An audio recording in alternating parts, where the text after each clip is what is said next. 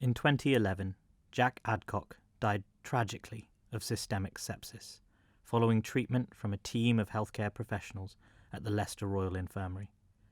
I want to say at the outset that on behalf of JDC, I offer my deepest condolences to Jack's family.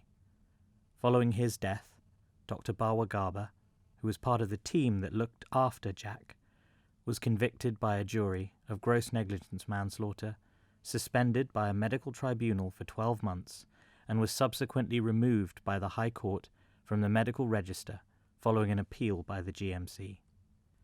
While it is the role of the medical defence organisations to defend individual doctors in these circumstances, the BMA has offered its full support to Dr. Bawa-Garba and to her young family. The High Court's decision has made a strong and lasting impression on doctors across the country. Junior doctors especially are understandably fearful and angry.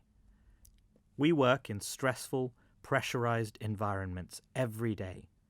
I know from speaking to BMA junior doctor members that we need to see that everything is being done to ensure our best efforts when systems around us are failing are recognised instead of punished.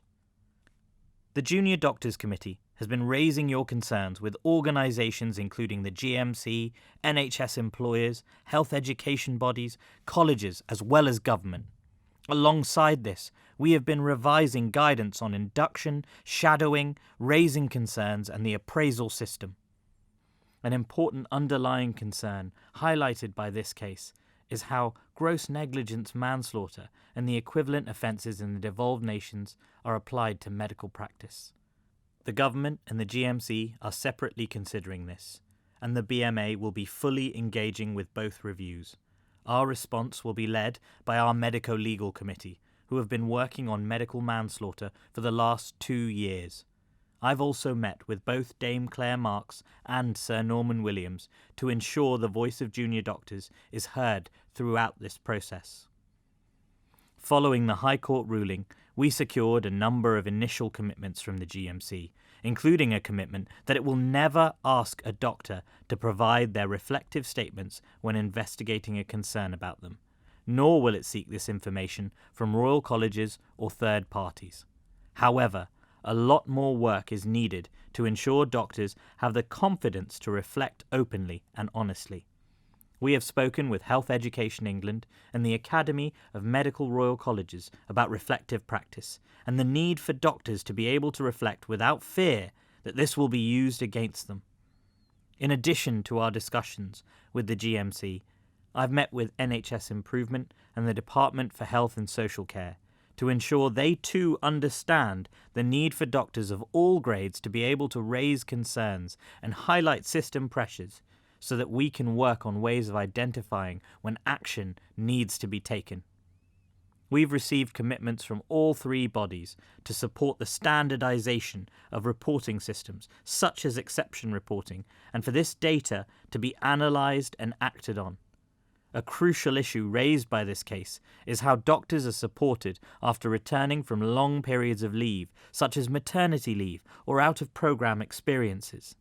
No junior doctor should have to return to the clinical environment after having time out without adequate preparation.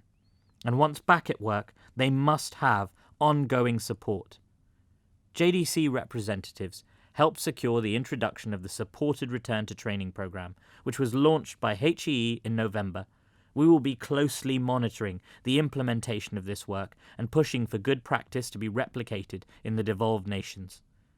This activity and other work we've progressed both before and after the High Court ruling are detailed in my blog, which I hope you will read. Alongside this, we must encourage every junior doctor to use the systems available to highlight issues, use the support systems of the local negotiating committees and junior doctor fora, and never hesitate from raising concerns with your supervising consultant. At the heart of this case is a child, a grieving family, and a tragedy with a multitude of contributory factors. The reassurances we have received, though helpful, are clearly not enough to return the confidence of the medical profession. It is in the interests of patients as well as doctors that these issues are resolved. The BMA will continue to do everything within our power to correct the deep injustices highlighted by this case and seek changes to the wider implications that we know need to be addressed. The BMA is here to help and to support you.